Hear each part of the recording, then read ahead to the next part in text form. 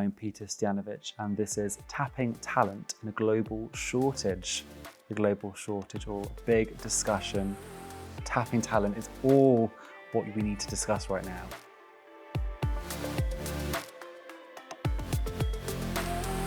But first, do you all agree that there is a shortage of talent, tech talent in particular? I would argue there is probably a little bit less shortage now than it was in terms of tech market than it was 6 months ago or a year ago. It feels like, you know, the market is a little bit more employers market now than it was until very recently, which is not to say that things won't flip again in the next 6 months. And it's also, again, not to say that exceptional people or even great or excellent people are easy to come by. There will always be, I suppose, in a way, a shortage because technology's at the forefront. So there's only going to be a thin layer of talent that's experienced it. And obviously as organizations go, oh, I want someone that's experienced it that can come in and show us how to do it. Actually now it's about how do you innovate, how do you fast learn, how do you learn from each other, how do you network and do that. I would have to somewhat disagree that there is a talent shortage. Because I think that it's more so around companies needing to get more innovative and thinking outside of the biases of where good talent comes from, and then also investing in talent development. Yeah, it's funny, right? I actually have to say there's an absolute talent shortage. And I'm surprised that we think there isn't. There's an absolute talent shortage. But I think the answer is very different when you dissect it, in that the talent we now need in the modern world and what is now happening is slightly different to the talent we needed 12 months ago. There's definitely been a talent shortage generically. It does feel easier now, but it's still kind of there. So how does retention then sit alongside the finding the talent? You know, what are the factors involved in looking to retain talent whilst also looking to attract talent? I think you've really got to drive the culture of the company, and you've got to drive the you know, and in this, I think the best thing that has happened is the pandemic. That's my opinion, right? Because what it's done for people like us is allowed people to stay with you and think, now I can stay with this company, they're loyal to me, they're flexible. For me, it's always about understanding what motivates people, and external incentives like money certainly make a difference. And goes without saying that's why most of us work. But however, I can't emphasize enough. I don't think it's the only thing. I think career development is a really big one, and people seeing how their career could develop. For me, actually, if you connect to that passion and purpose of the organization, that's how you get some of that retention.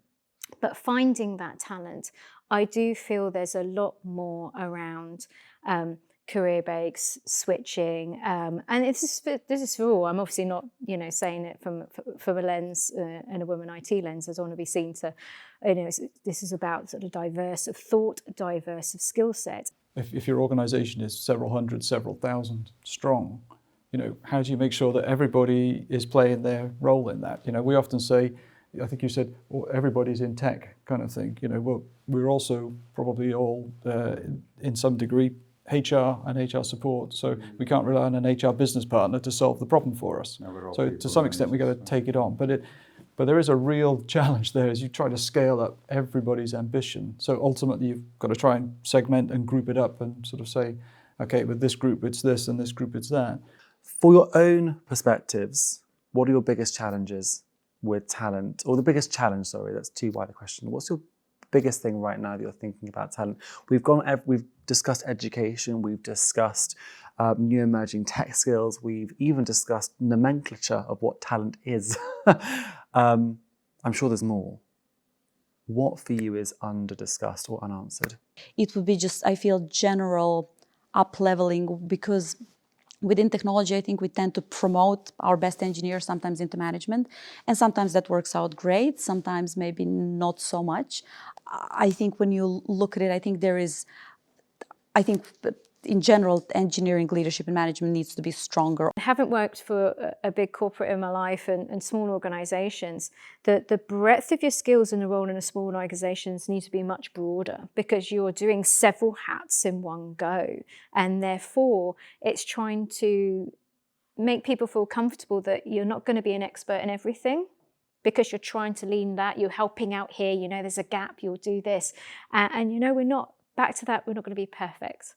And I think that's the thing that we need to sort of keep teaching ourselves, that, you know, we are sort of in smaller organizations stretching, learning, doing, and sometimes things don't work, right?